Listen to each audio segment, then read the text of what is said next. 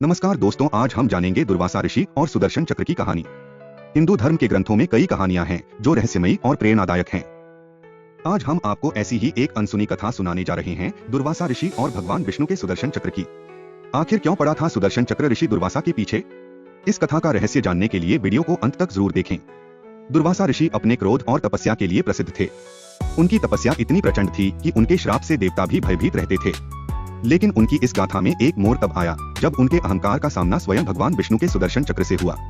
कहानी तब की है जब दुर्वासा ऋषि एक बार पृथ्वी का भ्रमण कर रहे थे।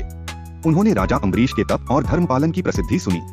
राजा अम्बरीश भगवान विष्णु के परम भक्त थे और हर एकादशी को उपवास रखते थे।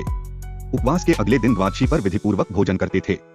एक बार दुर्वासा ऋषि राजा अम्बरीश के महल आए। वह द्वादशी का दिन था।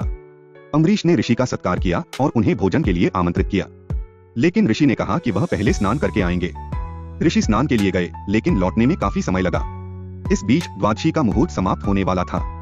अपने धर्म का पालन करते हुए अम्बरीश ने तुलसी जल ग्रहण कर लिया ताकि उपवास तोड़ने का नियम भंग न हो। जब दुर्वासा ऋषि वापस आए और यह देखा तो उनका क्रोध भड़क उठा। उन्होंने इसे अपना अपमान समझा और राजा को श्राप देने के लिए तैयार हो गए। जब दुर्वासा ऋषि ने राजा अम्बरीश को श्राप देने की कोशिश की, तभी भगवान विष्णु का सुदर्शन चक्र प्रकट हुआ। सुदर्शन चक्र ने दुर्वासा ऋषि पर आक्रमण कर दिया। ऋषि, जो स्वयं महान तपस्वी थे, सुदर्शन चक्र के तेज के आगे टिक नहीं पाए। उन्होंने पूरी पृथ्वी पर भागने का प्रयास किया, लेकिन चक्र उनका पीछा करता रहा। ऋषि ब्रह्मा जी और शिव जी के पास सहायता मांगने गए, लेकिन दोनों ने कहा कि यह विष्णु का चक्र है और केवल विष्णु ही इसे रोक सकते हैं। आखिरकार दुर्वासा ऋषि ने भगवान विष्णु की शरण ली। भगवान विष्णु ने कहा, मैं अपने भक्तों के प्रति समर्पित हूँ। जो भी मेरे भक्तों का अपमान करता है, उसे सुदर्शन चक्र का प्रकोप झेलना पड़ता है। यदि आप इस चक्र से बचना चाहते हैं तो राजा अम्बरीश से क्षमा मांगे। ऋषि ने राजा अम्बरीश से क्षमा मांगी। राजा ने उन्हें क्षमा कर दिया और सुदर्शन चक्र शांत हो गया। इस घटना ने दुर्वासा ऋषि को अहंकार और क्रोध से बचने का पाठ सिखाया।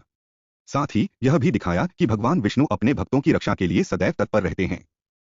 तो दोस्तों, यह थी दुर्वासा ऋषि और सुदर्शन चक्र की अनोखी कहानी।